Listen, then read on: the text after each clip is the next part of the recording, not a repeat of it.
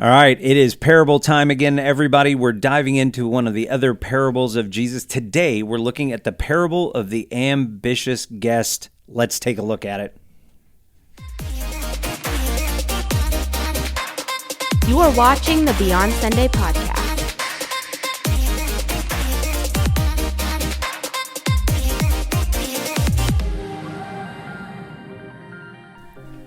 All right, so today we're diving into a parable that we're going to find in Luke chapter 14. Yep. Begins in verse 7. So here we go, the parable of the ambitious guest. So he, meaning Jesus, told a parable to those who were invited. When he noted how they chose the best places, saying to them, "When you are invited by anyone to a wedding feast, do not sit down in the best place, lest one more honorable than you be invited by him, and he who invited you and him come and say to you, 'Give place to this man,' and then you begin with shame to take the lowest place. But when you are invited, go and sit down in the lowest place, so that when he who invited you comes, he may say to you, 'Friend, go up higher.' Then you will have glory in the presence of those who sit at the table with you. For whoever exalts himself will be humbled, and he who humbles himself will be exalted." Then he also said to him who invited him, "When you give a dinner or a supper, do not ask your friends, your brothers, your relatives, nor rich neighbors, lest they also invite you back and you be repaid. But when you give a feast, invite the poor, the maimed, the lame, the blind, and you will be blessed, because they cannot repay you, for you shall be repaid at the resurrection of the just." Mm-hmm. There you go. Juicy. All right. Well, what's so juicy about it, dude? Hit me to Well, the wisdom. So let's start in the beginning. That seems appropriate. Last time you dove in the middle, so yeah, let's try something unique. I'm trying something here. Go for it. So it immediately talks about when Jesus noticed all who had come to the dinner were trying to sit in the seats of honor near the head of the table, and he gave this advice. That's how mine says it. Okay. He gave this advice. So I like the way it says that. Mm-hmm. When you are invited to a wedding feast, don't sit at the seat of honor. So he's talking about, again, this idea of humility and placing yourselves in places of honor. Mm-hmm. And so as we look at in previous parables that we've talked through, often it'll say things like the kingdom of heaven is like. Right. So we're seeing this idea of honor and versus humility, I guess, in some ways. And it starts to paint this picture and give this idea of seeing others as more than yourself. Okay.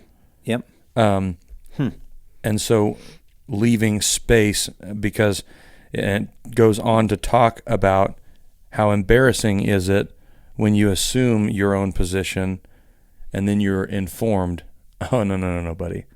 Mm-hmm. You go sit over there." Mm-hmm. And so in this, I think we see this image of placing others in honor above yourself, but also in the same idea that as you get further into the parable, the Lord is the one that will put on this ultimate banquet.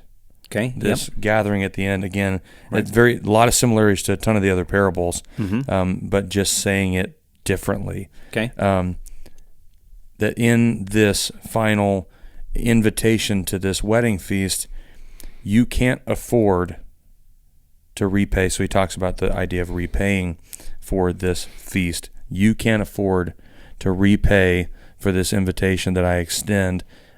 I will place on you honor that is undeserved. I will call you up as you take the role of humility. As you clothe yourself in humility, you will find yourself sitting further and further back, and I will remind you what you're worth, and I will call you up. Right. It reminds me, as you look through it and as you read through it, it reminds me, previously we had talked about the workers in the vineyard, and there are two themes in that came to mind that I see right back here again, is that one, I'm going to teach you something about kingdom values, is what Jesus is talking about. And 2, the comparatives that you're using in this world are not going to shake out right. You're using the wrong stuff. And so thinking through, the illustration that he's giving, he's talking about this banquet, and, you've got a table, and the place of honor is the closest to the host, the guy who invited you.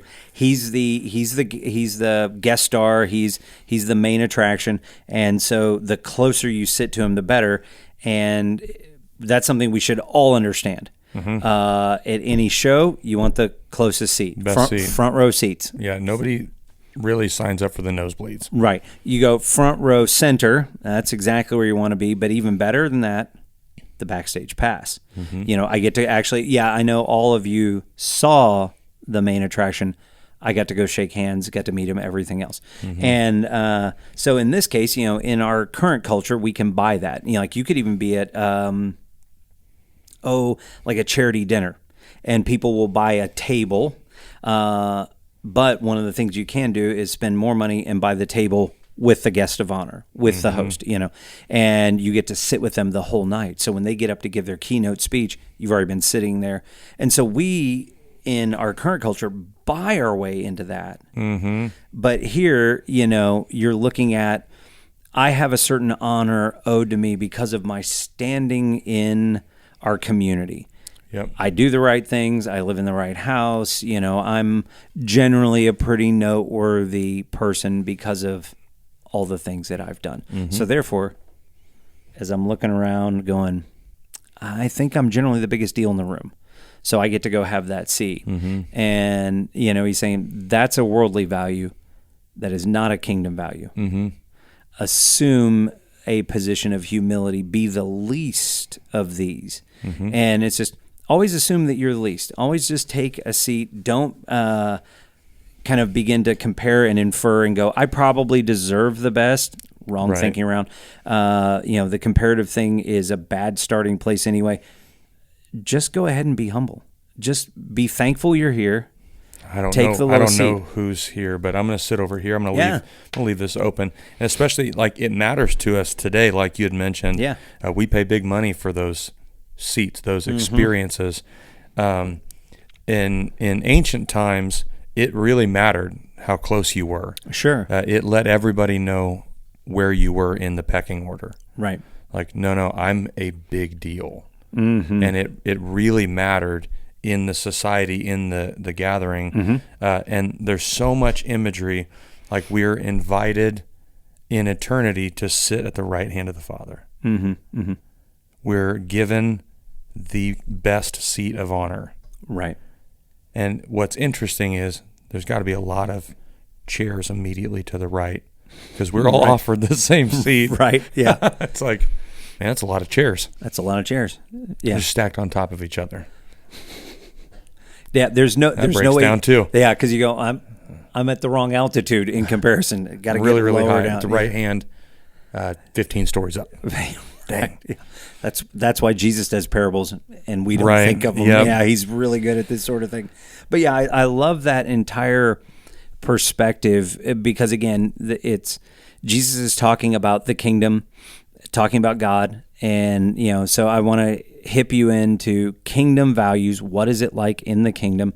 And in looking at that, he's saying the kingdom value is not about being the best in the community. It's not about the accolades, the social position. It's not about the title on your business card, the car you drive, the neighborhood you live in. It's none of the things that, in the cultural context, that would earn you the seat. In the kingdom, it's about humility. I'm trying to remember C.S. Lewis. I think it was. He talked about the fact that if you meet a truly humble person, he says it's not that they think less of themselves, they think of themselves less. And, just a small turn of phrase. It's just, it's not that, because we see that, like, I'm not a big deal or anything. It's almost that, no, I'm not. Come on. It's like, because you go, no, I'm not that big a deal. No, you're amazing. And you go, No. You're right. Right. That's where you end up You're with. fishing right now. Exactly. And that's a false humility. Tell me again. Yeah. I don't believe you. You're the best. You're the best. You know you're the best. Yeah, and no one likes to be in that predicament. But what he's saying is, be a truly humble person. That you just don't assume anything. Don't try and judge and go, I'm probably the most no, just come in and with that thankfulness, that gratitude, I'm here. I get to be in your presence. No matter how close, how far, I'm just thankful. I'm just going to be right here. Yeah. And let somebody else, let the owner, when we talked in previous parables, the owner gets to decide, the owner of the house, the one who's having the banquet, gets to decide, I'm lifting and pulling you up. So as we walk through this life, with the kingdom value of humility. And there may be people, like Mother Teresa is a great example, a person who walked in a great deal of humility. You would look at, while she had global world impact, you look at her conditions, her clothing, where she lived, everything else was incredibly modest. And yet we would probably assume that while she's incredibly humble and modest in this life, that there is an exaltation as, for all of us, as you enter in fully into the kingdom and move into the next life. Yeah. The idea of, I don't know if you've ever been invited somewhere where you didn't feel like you belonged. Yep. And you receive an invitation, you're like, oh, you have got to be kidding. There's no way. Mm-hmm. Seriously, they thought about me. And there's this moment where like, well, I definitely do not deserve to be there. Okay, yeah.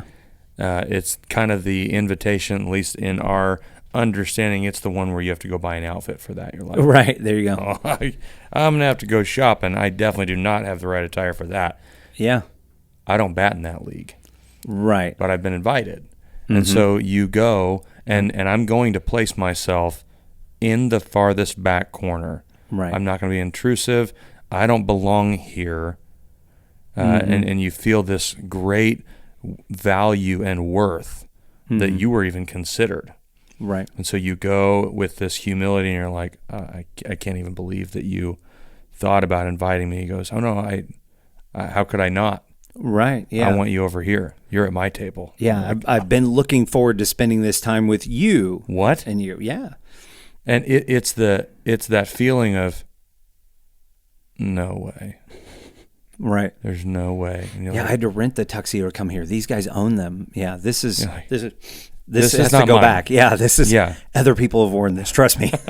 a lot of other people. This isn't my tuxedo. Yeah. Yeah, and it's that feeling of, are you sure that you didn't make a mistake? There's no way. And he goes, oh yeah. Right.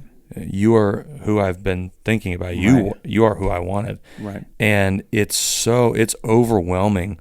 That is the way that the Lord sees us. Mm-hmm. Right. I'm invited into something that I don't deserve to be invited to. Right. Yeah. And I'm going to invite you to this ultimate feast. Mm-hmm. There's going to be the time when the harvest is done, Right. the net has been fully drug in, and you're going to be invited to this time, this wedding feast. Mm-hmm.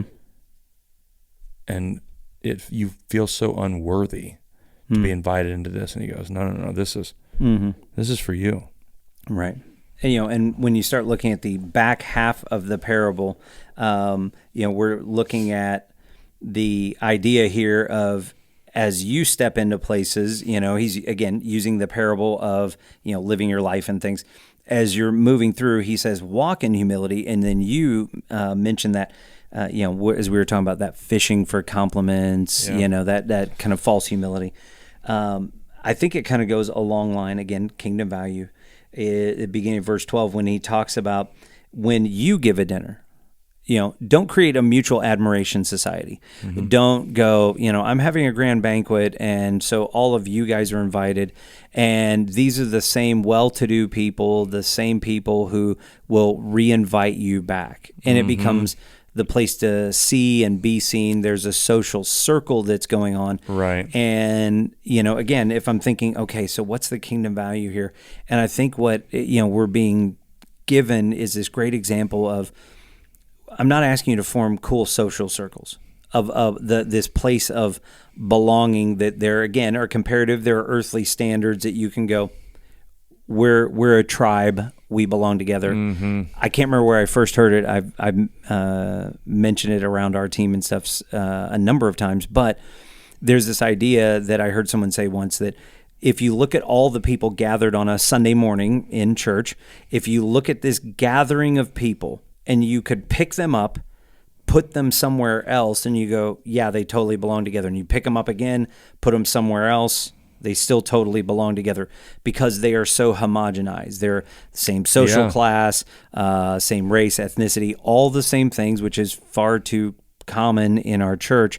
It just globally, that he's saying that somebody said, when you see that, that's not actually a church. That is a social club. They have something that links them together, shared values, same socioeconomic status, all kinds of things. He goes, if you look at this group of people and you thought, if I pick them up and try and put them anywhere else, they're so disparate, they don't fit. He goes, that's a church. Yeah, you take your church family, plant somewhere else, and you go, well, aren't you a weird bunch?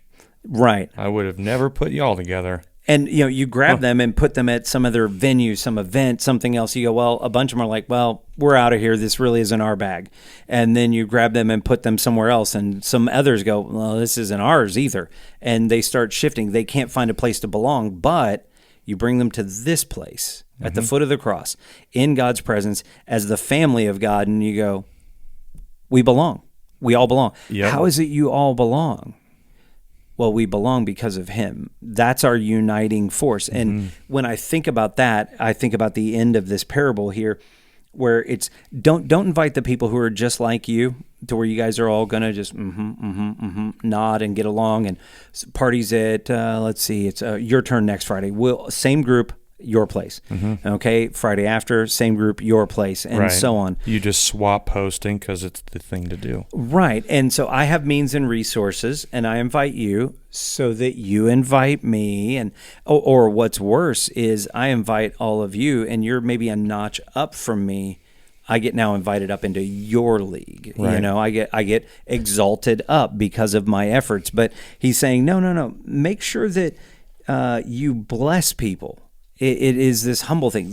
It's not about what you're going to get back out of it. It's what you're giving. And there's this open-handedness. There's this stewarding. There's this humility that says, that's the kingdom value here, not this self-exaltation or this society that gets created where, hey, we're all cool. We're all the same team. And we all belong because we're all worthy in our own eyes, Yeah, it makes me think about I'm a big golfer, and I will have buddies that I golf with all the time, and we're around the same skill level, and it's very easy to do our thing. Like if we had a day off and nobody invited the other one to golf, it's like they must not be playing today. So there's just well, obviously we're gonna go do all our thing together, right? But there are interactions that I'll have with people where I'll invite somebody else to go golf, and maybe they don't play or they're new to it. They're like, oh no, I'm not gonna go. Like I can't play. I can't hang with y'all or anything. It's like, I don't care. Right. You don't understand how I feel about you. I want to spend time with you. It doesn't matter. There's this, and you're like, well, I don't belong there, and it's like, yes, you do. Right. I want to be with you. It has nothing to do about the thing or what you proved to me to receive an invitation.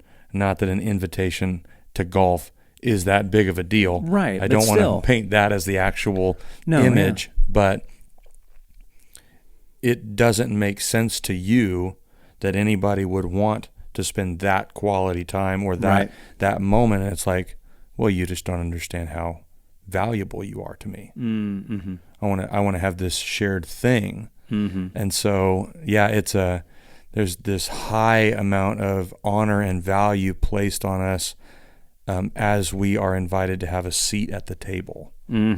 There's so much imagery. You could talk literally for hours and hours about this. Right, no doubt. Yeah, I love the idea that, here it is. you who have means, I mean, because if you're throwing a dinner party, a feast, don't invite those people. But because the interesting thing, it's not cast them away. No, I mean, they're still your friends. Mm-hmm. They're still your neighbors. They're still your relatives. I mean, that didn't stop happening. You still have those opportunities, but there is an opportunity to bless others, to invite them in, to create belonging. And, that's a word we use around here quite a bit. I love the feeling. I think it's a deep human need that it's something we struggle, we search for. But you, through the resources, the means that God has given you in this humility, you can help others find that belonging. It's like, there may not be a worldly social structure, in the parable, worthiness that gets you the invite, but it is the desire to be with you and to give a sense of belonging. Mm-hmm. And those are great kingdom values. Yeah. It's the idea that I couldn't imagine you not being here because you belong here. Mm-hmm. And it's like, no, there's no way I belong here. Yeah, right. You do. Yeah. And so it's that value that we have spoken into us that doesn't seem to make sense. We have a hard time computing that, but that doesn't make it any less true. Mm-hmm. It's more and more receiving and understanding how badly the Lord wants to be with us and invite us into the things that we cannot earn ourselves a place at. Mm-hmm. Mm-hmm. I think, one of the challenges as we kind of wrap up our time, like you said, you could keep unpacking as you look at things like humility and belonging and just a lot of nuances in here. One of the things that's challenging about this parable is so often when we look at a kingdom-based parable, there's always kingdom values, things like that. But there is here's how God's looking for you. Here's how God's pursuing you. We've talked about the workers. You can come at the 11th hour, still fullness. All these kinds of things. This is one that Jesus is really saying, as you keep walking. This is not as much an encouragement, but as an admonition that says, be mindful of how you walk. That there is a humility and that belonging, that wonderful feeling of being invited in and having that acceptance, receiving the seat of honor, all those things, extend those to others as well. Yep. As you receive it, it helps you understand how you are to extend it. Mm-hmm. Yeah, that's exactly right. It is the way that first we are invited so that we can experience. And he says, and I want you to walk this way. Right. I want you to walk in this as well. We are to look and honor others above ourselves, invite people that don't make sense. Some people that may be challenging or take work or effort to be around at times doesn't make them any less important. Right. Again, it's more and more of us learning what it is to live sacrificially and say, it is no longer I who lives, but Christ who lives in me. So I begin doing things that Christ would do. This has been another episode of the Beyond Sunday podcast. And don't forget, like, share, and subscribe.